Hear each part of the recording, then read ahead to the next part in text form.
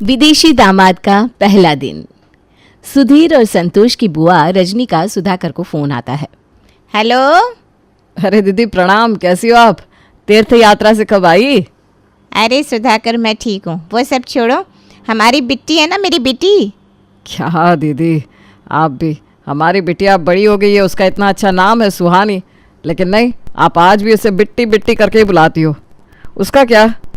सुधाकर मैंने तुम्हें नहीं बताया था क्या कि हमारी सुहानी को एक लड़का पसंद आया है और उन्होंने शादी भी कर ली है। हाँ हाँ, हमारी सुहानी को शादी की बड़ी जल्दी हो गई थी, वो हमारे आशीर्वाद के लिए भी नहीं रुकी। अब क्या करे, लड़का अच्छा काम काज करता था, रिश्ता अच्छा था। हम विदेश पहुंचते तब तक तो हाथ से रिश्ता छूट जाता, इसलिए सुहानी ने जल्दी जल्दी में शादी कर ली। लेकिन वो सब बातें करने का भी वक्त नहीं है। हमारे दामाद जी कुछ काम से मुंबई आए थे और अब वो हम सब लोगों से मिलना चाहते हैं।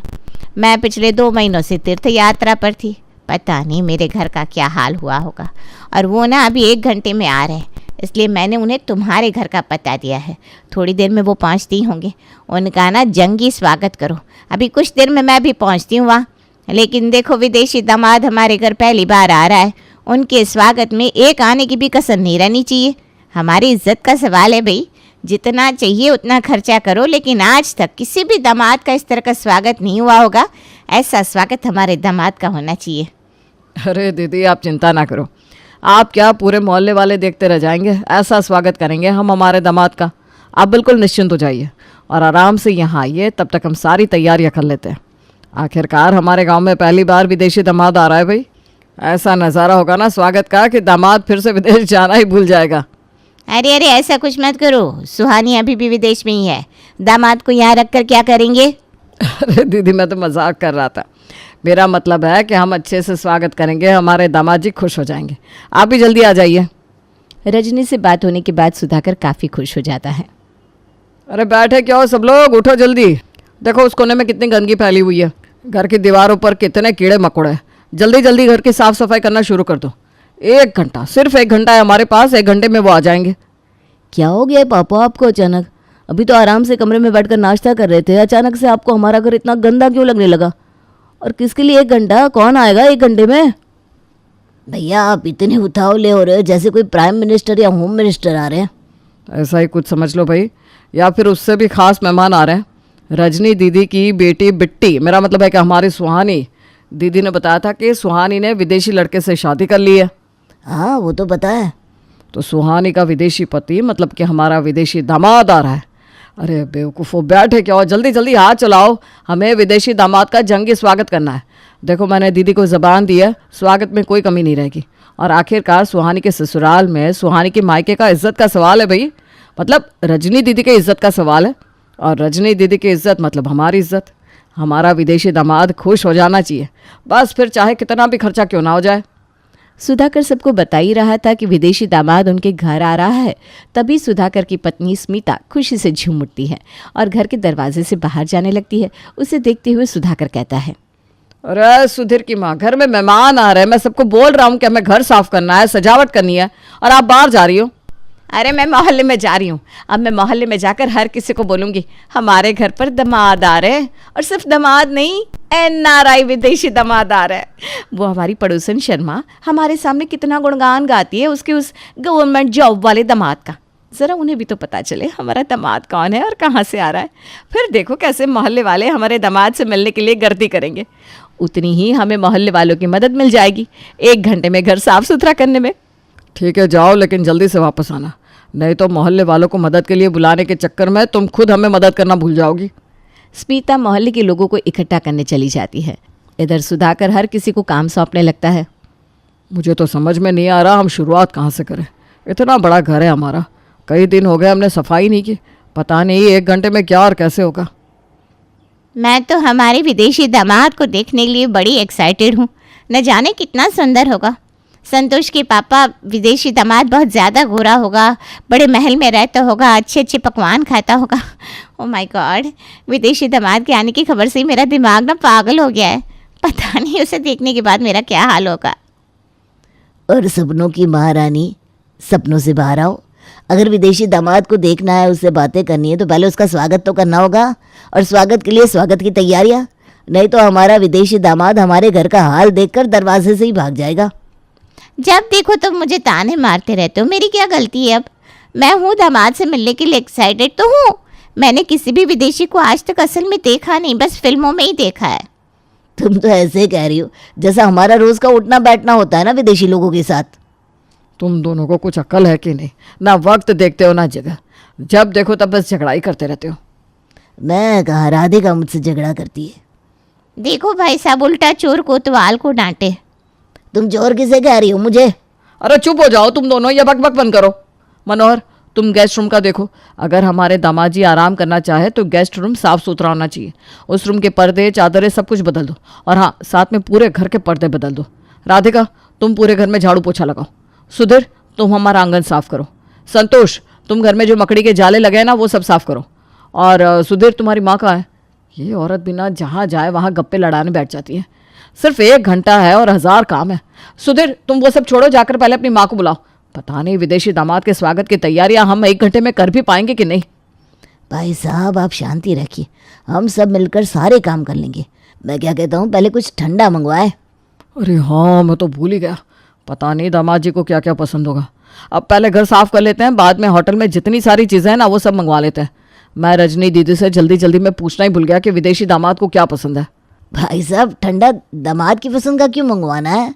मैंने तो ठंडा हमारे लिए मंगवाने के लिए कहा है ताकि काम करने में जोश आ जाए। अरे मनोहर, यहाँ मुझे समझ में नहीं आ रहा कि विदेशी दामाद को क्या पसंद आएगा और तुम्हें ठंडे की पड़ी है। जब देखो तब खाने के बारे में सोचते रहते हो। मुंह बंद करो और जल्दी जल्दी हाथ चलाओ। सब लोग घर साफ करने लगते हैं। देखते ही देखते मोहल्ले वाले भी इनके घर में जमा हो जाते हैं। हर कोई विदेशी दामाद को देखने के लिए उतावला हो रहा था। विदेशी दामाद के आने की खबर अब चारों तरफ फैल गई थी। घर में भीड़ बढ़ गई थी। हर कोई विदेशी दामाद के स्वागत की तैयारियां कर रहा था। कोई घर साफ कर रहा था, कोई पोछा लगा रहा था, कोई मकड़ी के जाले निकाल रहा था, तो कोई पर्दे बदल रहा था। अब घर वालों के साथ साथ मोहल्ले वाले भी घर की साफ सफाई करने लग जाते हैं। देखते ही देखते पूरा घर साफ हो जाता है। घर साफ होने के बाद मनोहर सुधाकर से कहता है, भाई साहब अब हमारा घर बिल्कुल रेडी है। देखो कितना चमक रहा है हमारा घर। हमारा विदेशी दामाद घर देखकर एकदम खुश हो जाएगा। सिर्फ घर साफ करने से काम नहीं चलेगा, मंडप वाले को बुलाओ, मंडप वाले को। आखिरकार रजनी दीदी की इज्जत का सवाल है। हमारा विदेशी दामाद हमारे घर में पहली बार आ रहा है, खुशी का मौका है तो मंडप तो ज़रूरी है भाई। अरे स्वागत के लिए सिर्फ घर साफ करने या मंडप लगाने से काम नहीं चलता, डेकोरेशन भी तो चाहिए। हम एक काम करते हैं, पूरे घर में गुब्बारे का डेकोरेशन करते हैं। मैंने फिल्मों में देखा है, विदेशी लोगों को ना गुब्बारे बड़े पसंद होते हैं। सुधीर, संतोष, जाओ जाकर जल्दी से गुब्बारे और जो भी डेकोरेशन के लिए लगता है वो सब कुछ लेकर आओ। हाँ, और ढेर सारे फूल भी लेकर आना। जब दामाद जी घर में आएंगे तब हम उन पर फूल बरसाएंगे। सबसे खास बात तो रह गई। क्या? अरे पटाखे, विदेशी दामाद हमारे घर पहली बार आ रहा है, सिर्फ फूलों से उसका स्वागत थोड़ी ना करेंगे। पटाखे, बैंड बाजा, डीजे, ऐसा कुछ हटके होना चाहिए। वैसे भी मैंने सुना है विदेशी लोगों को गाने सुनना बड़े पसंद है। अगर हम ऐसे ही गंवारों की तरह उन पर सिर्फ फूल डालेंगे तो फिर उन्हें लगेगा कि हमारे पास पैसे नहीं है ज़्यादा खर्च करने के लिए, या फिर उन्हें ऐसा भी लग सकता है कि हमने उनका स्वागत करने में कंजूसी कर दी। और अगर बुआ जी को पता चला कि उनका दामाद हमारे स्वागत से खुश नहीं हुआ तो सोचो बुआ जी कितना गुस्सा हो जाएंगी। पापा, संतोष सही कह रहा है, स्वागत में फूलों के साथ साथ पटाखे, डीजे, ये सब भी होना चाहिए, लेकिन खर्चा थोड़ा ज़्यादा होगा। अरे बेवकूफ़ हो तुम लोग, तुम्हें खर्चे की चिंता करने के लिए किससे कहा है? हमें स्वागत के देसी तरीके पता है, लेकिन स्वागत में जो भी विदेशी लोगों को पसंद है, मतलब कि कोई मॉडर्न तरीके जो तुम्हें पता होंगे, वही सब करो। खर्चे की चिंता बिल्कुल मत करो, मैं बैठा हूं ना यहाँ, खूब खर्चा करो, लेकिन स्वागत ज़बरदस्त होना चाहिए। संतोष, सुधीर, जाओ जल्दी से डीजे वाले को बुला लाओ। सुधीर और संतोष वहाँ से चले जाते हैं। मनोहर सुधीर की पत्नी प्रीति से कहता है, बहू, हमारे आंगन में एक मस्त बढ़िया रंगोली बनाओ। वैसे तो तुम अच्छी रंगोली बनाती हो, लेकिन आज कुछ अलग बनाओ। हमारा विदेशी दामाद देखकर एकदम खुश हो जाना चाहिए। हाँ पापा जी, मैं अभी रंगोली का डिब्बा लेकर आती हूँ। अरे बहू, डिब्बे से क्या होगा? मनोहर, जाओ पास में जो किराने वाला है ना, उससे एक रंगोली की बड़ी गोनी लेकर आओ। बहू, मोहल्ले की औरतों के साथ मिलकर सिर्फ हमारे आंगन में ही नहीं, बल्कि हमारे मोहल्ले का जो बड़ा गेट है वहाँ से लेकर हमारे घर तक अच्छी रंगोली बनाओ, और रंगोली अच्छे अच्छे रंगों से सजाओ। जी पापा जी। मनोहर, वो देखो फूल वाला आ गया। बाहर से अंदर से हर तरफ फूलों की सजावट करो। फूलों की माला घर पर डाल दो। रंग बिरंगी फूलों से हमारा घर एकदम चमक जाना चाहिए। फूल कम पड़े तो और ले आना, लेकिन सजावट में कमी नहीं रहनी चाहिए। आप चिंता मत करना भाई साहब, मैं अपने हाथों से एकदम बढ़िया सजावट करता हूँ। आखिरकार हमारा विदेशी दामाद आने वाला है भाई। घर की साफ सफाई करने के बाद सुधाकर और बाकी सारे लोग, यहाँ तक कि मोहल्ले वाले भी घर की सजावट करने लगते हैं। देखते ही देखते पूरा घर फूलों की मालाओं से भर जाता है। मोहल्ले के दरवाजे से लेकर घर के दरवाजे तक बड़ी बड़ी रंगोलियाँ निकाली जाती हैं। विदेशी दामाद को प्रभावित करने के लिए घर के पर्दे, चद्दरें सब बदल दिया जाता है। मंडप वाला आकर घर के आंगन के सामने मंडप लगा देता है। डीजे वाला भी आंगन तक पहुंच जाता है। विदेशी दामाद को खुश करने के लिए एक से एक नुस्खे आजमाए जा रहे थे। हर कोई कुछ न कुछ अलग सुझाव दे रहा था। घर साफ करने से लेकर सजावट करने तक मोहल्ले वालों ने भी काफ़ी मदद की थी। घर की सजावट हो जाने के बाद सुधाकर राधिका और स्मिता से कहता है, स्मिता और राधिका सुनो, बाकी सब तो अच्छे से हुआ है। अब घर साफ हो गया, घर की सजावट भी हो गई, लेकिन सिर्फ इतने से काम नहीं चलेगा। हमें तो अब पता नहीं हमारे विदेशी दामाद को क्या पसंद आता है, तो जल्दी जल्दी हाथ चलाओ। और इतने कम समय में अब घर में तो कुछ बनेगा नहीं। एक काम करो, तुम दोनों मिलकर अलग अलग पकवानों की लिस्ट बनाओ और मिठाइयों की भी। लिस्ट बनने के बाद संतोष और सुधीर को दे देना, वो दोनों जाकर होटल से सब कुछ ले आएंगे। उसके बाद घर में एक दो व्यंजन बना देना।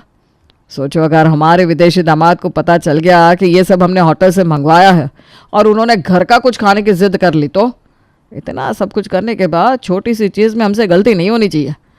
खाने के कम से कम एक दो व्यंजन हमारे घर में बने रहेंगे तो हम उन्हें दे पाएंगे। बाकी सब तो हम बाहर से मंगवा रहे हैं।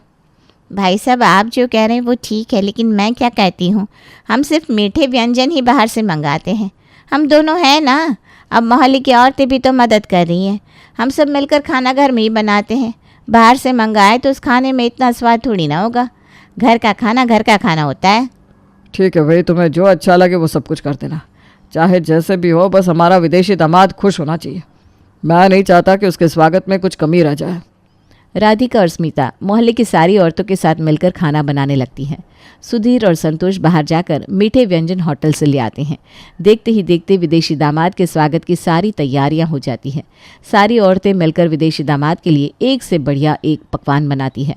उसके बाद सब लोग अपने हुलिया ठीक करने चले जाते हैं, क्योंकि पिछले 1 घंटे से सब काम कर रहे थे। सबके कपड़े गंदे हो गए थे। अच्छे कपड़े पहनकर मेकअप करके सब लोग विदेशी दामाद के स्वागत के लिए एकदम तैयार खड़े रहते हैं। तभी पड़ोसन मिसेस शर्मा जोर से चिल्लाती है, अरे आ गया, हमारे मोहल्ले का विदेशी दामाद आ गया। और डीजे वाले, जरा डीजे तो बजाओ। श्रीमती शर्मा की आवाज़ सुनते ही सुधाकर, मनोहर, बाकी सारे परिवार वाले, यहाँ तक कि मोहल्ले वाले भी एकदम पागल हो जाते हैं। कोई अपने हाथों में फूल लेता है, कोई पटाखे लगाता है। वहीं स्मिता अपने हाथों में आरती की थाली लेती है और राधिका नज़र उतारने का सामान। उतने में ही एक हैंडसम लड़का मोहल्ले के अंदर एंट्री करता है। उसके एंट्री करते ही डीजे के गाने बजने शुरू हो जाते हैं। आइए आइए दामाद जी, आपका आपके ससुराल में स्वागत है, स्वागत। बच्चों पटाखे बजाओ। अरे तुम लोग क्या देख रहे हो? अरे भाई हमारा दामाद आया है, ये सारे फूल उनके स्वागत के लिए तो मंगवाए। स्वागत करो, विदेशी दामाद का स्वागत करो। ये फूलों की पंखुड़ियाँ दामाद पर डालो। डीजे के गाने बजते हैं, पटाखे फूटते हैं, फूलों की पंखुड़ियाँ का दामाद पर वर्षाव होता है। हर कोई विदेशी दामाद का स्वागत करने में जुट जाता है। जैसे ही विदेशी दामाद दरवाजे पर आता है, दोनों साथ मिलकर दामाद की आरती उतारने लगती हैं। आइए पधारिए विदेशी दामाद जी। आपका आपकी ससुराल में स्वागत है। भगवान आपको हर एक बुरी नज़र से बचाए। राधिका और स्मिता दामाद की आरती उतारते हैं और नज़र भी। फिर सब लोग दामाद के हाथों को पकड़कर उन्हें सोफे पर बिठा देते हैं। उनके सामने कोई जूस लेकर आता है तो कोई लस्सी। देखते ही देखते पूरा डाइनिंग टेबल अलग अलग व्यंजनों से लोग भर देते हैं। कोई दामाद का कुछ सुनता ही नहीं। हर कोई दामाद को पेड़े, रसगुल्ला, गुलाब जामुन ये सब खिलाने में लग जाते हैं। यहाँ दामाद की अच्छी खासी खातिरदारी चल रही थी, तभी अचानक से वहाँ बुआ जी आ जाती हैं। बुआ जी को देखकर सुधीर कहता है, अरे ये देखो बुआ जी भी आ गई। देखिए बुआ जी, दामाद जी के स्वागत का हमने क्या माहौल बनाया है। आपने जो कुछ भी पापा से कहा था उससे बढ़िया तैयारी कर ली हमने। कम से कम समय में स्वागत की तैयारी की है। हाँ भाई, करेंगे ही ना। मैंने दीदी को ज़बान जो दी थी, दीदी को भी पता है कि मैं ज़बान का कितना पक्का हूँ। देखिए दीदी, घर भी कितना साफ़ सुथरा किया है। मोहल्ले के दरवाजे से लेकर घर के दरवाजे तक रंगोलियाँ बनाई है। मंडप, डीजे, पटाखे, किसी चीज़ की कमी नहीं छोड़ी हमने स्वागत में। हाँ, आपने तैयारियाँ तो अच्छी की है, लेकिन दीदी अब आप ये लेकिन सब छोड़ो। हमने हमारा काम अच्छे से कर दिया है। ये फूलों की माला मैंने खुद लगाई है हमारे विदेशी दामाद के स्वागत के लिए। अरे लेकिन दामाद कहाँ है? उनका आना तो कैंसिल हो गया था।